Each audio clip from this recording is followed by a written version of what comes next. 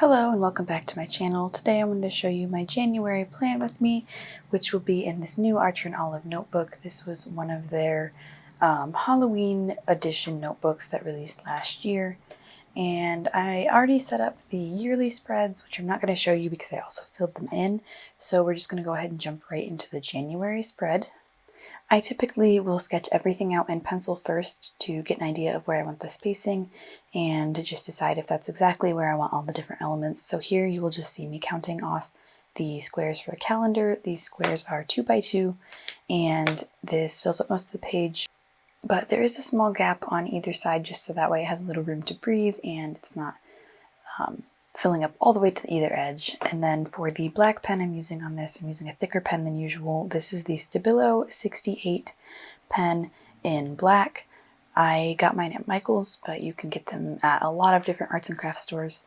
I really like these because they're thicker and the tip is not flexible. It is more of a graphic marker type tip almost.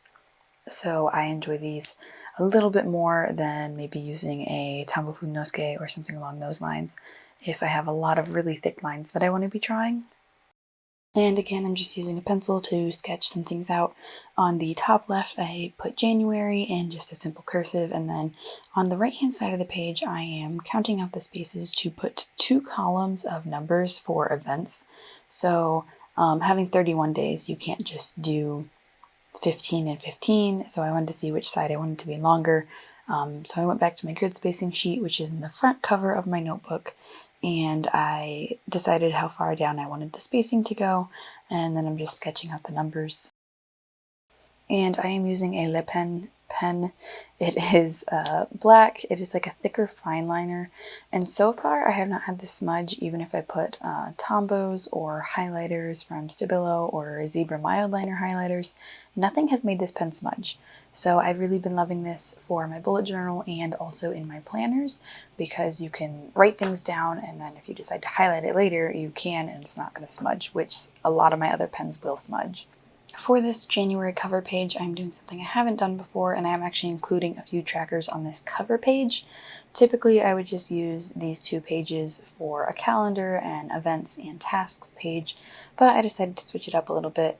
So you're going to see me trying to figure out some spacing and where I want to put things. So I'm actually going to fast forward through this pretty quickly because it's a lot of pencil sketching and erasing. But what I eventually decided to do here was just put in this long rectangle and number it from 1 to 31 for each of the days of the month. And then I will be using this to track social posts just so I know when I posted on each of my accounts. And that's pretty much all that this box is going to be for. I didn't finish filling it in this video just because I can't really show you necessarily all of my account handles. But then I just used that same Stabilo Pen 68 in black to draw a box around this like I did with my calendar. And I am going to be putting another box on the left-hand side of this tracker area that I will be putting some color swatches in using my Stabilo Boss highlighters. I have a color for every social account. Typically my accounts are both Instagram and Facebook, so I'll just use one color. So my main photography page is green and my art account is orange, and so on. So that's just what that box on the left-hand side is going to be for. And you can see here that I'm using Stabilos and just putting a line of each of the colors into that box. And then I will later write the handle on top of the color block.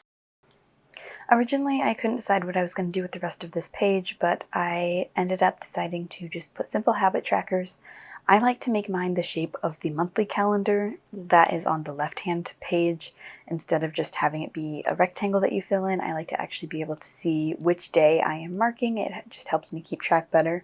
So I'm just going to make those outlines, and I will outline them with the black LePen that I used for writing the numbers on the events, just directly above on this right-hand page.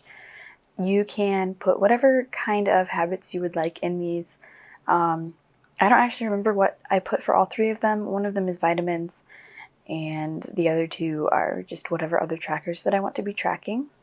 And then I just quickly penciled in a heading that says habits, and I'm not going to be writing that or January or events on this page yet. I'm just putting in pencil to see where I'll want to have them placed. And then I just flipped back to my grid spacing sheet, which again is in the front of my journal. It's a lot easier to view it if you have it on one of the outermost pages. So if it's in the front, put it on the left page, so that way you can see it without flipping all of your pages all the way over. But anyway, I just flipped back to that because I track a few things on this page. The second page of my monthly spread is always the exact same. Over on the right hand side is a little series or group of trackers, and they always are for tracking the exact same things, more or less. So the top is from 1 to 10. It has how I've been feeling, if I've been stressed, how my productivity has been, and that sort of thing. And then in the middle is usually a tracker of if I'd have coffee or tea or dairy or chocolate and that sort of thing. Just because, for one thing, I try not to have too much coffee, so I like to see, you know, oh, I've had coffee 3 days this week already, I probably shouldn't have any more today, or that sort of thing. And also it's nice to see what kind of foods might give me headaches. And that's pretty much all. The bottom is something a little different, but it's also another tracker. And that's pretty much all this page is. It's all it usually is. It changes a little from month to month. I will change slightly what I'm tracking or how I'm tracking it. But yeah, the general layout is pretty much the same every month. And now I'm just flipping over to the next set of pages. This is going to be the first weekly page. And like I've said before, I mainly use my bullet journal as a journal, not so much as a task list. I have a planner that is task-oriented from Plum Paper, and I like to use that to keep track of daily things I need to do or deadlines. So I really don't use my bullet journal as a task list. I mainly use it for keeping track of memories from days or important occurrences, not necessarily, you know, oh, I need to do laundry today, I need to buy dog food today. I don't usually do that in my bullet journal. I will do that in my planner, and then my bullet journal is more for memory keeping and just having space to write my thoughts down. And so far I really like it that way. I have done it separately like this, completely separate, where my bullet journal hasn't had any task lists for about 2 years now. And before that, I would have my task lists and to-do lists in my bullet journal. But I like having a space to write, and I also don't want to, if I'm carrying around my task list, I don't want to carry around my writing journal as well. So it's easier for me to have a planner for task lists and keeping track of events and appointments, and then have my bullet journal be more for memories and that sort of thing. I did lightly sketch out in pencil where I would want the days to be for week 2, but I did not draw them in with pen. I just used pencil really quick to make a rough idea. And then I went back to the beginning of the spread and used a hard-tip Tombow fudenosuke, which is the one with a blue barrel, to write January and events and habits over the areas where I had penciled them earlier. I do try to keep my spreads and layouts very simple and minimal, just because I don't like feeling like I have to spend a long time drawing or sketching on them, but I thought this one felt a little too empty and needed a little something more, so I did go back in later and add some flower drawings, which I'll show you in a second.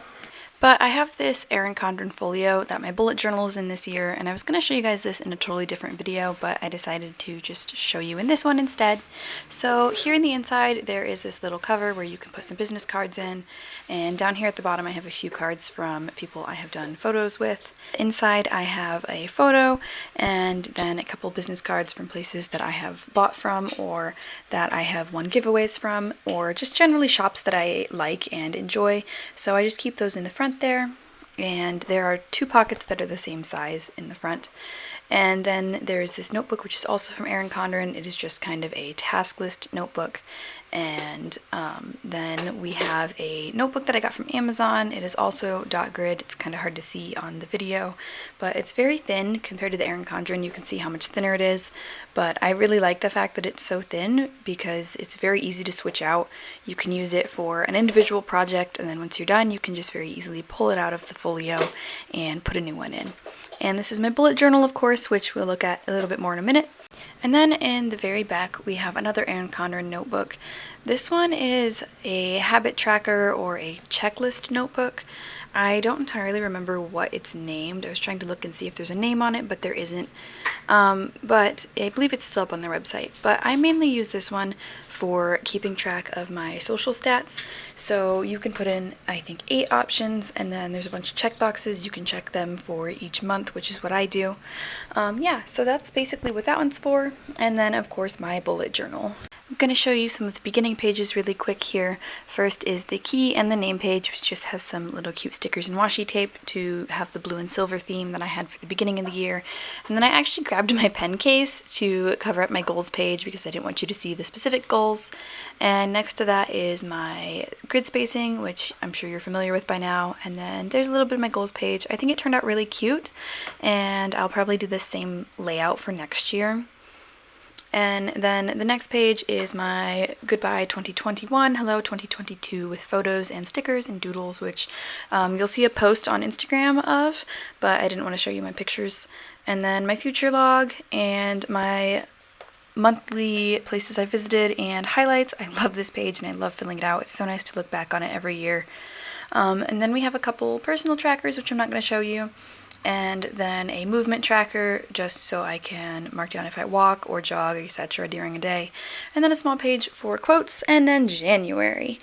This is January after I added in some florals and ferns. It's nothing too crazy, it's pretty simple and easy to draw. I just want to show you guys really quick. And I thought they turned out really cute. It adds a little pop of color and some interest without doing anything too crazy. And I also, on my calendar, I used the LePen black that I had used for the numbers for the events to write in the numbers on the calendar, which I forgot to do before. But then I filled that in. I also added the days of the week initials under the events tab. And then this is the next page with the trackers. I just added a few little doodles, and I put in the gray lines to mark the beginning of the week. I do it before Sunday because that's what I use as the beginning. And then on the other one, I have some things that I want to be above 8 and others I want to be above 5. So that's what that's for. And then just a few more doodles on the weekly page. And again, I can totally add more at any time. I just didn't want to spend, an hour drawing florals just on these couple pages.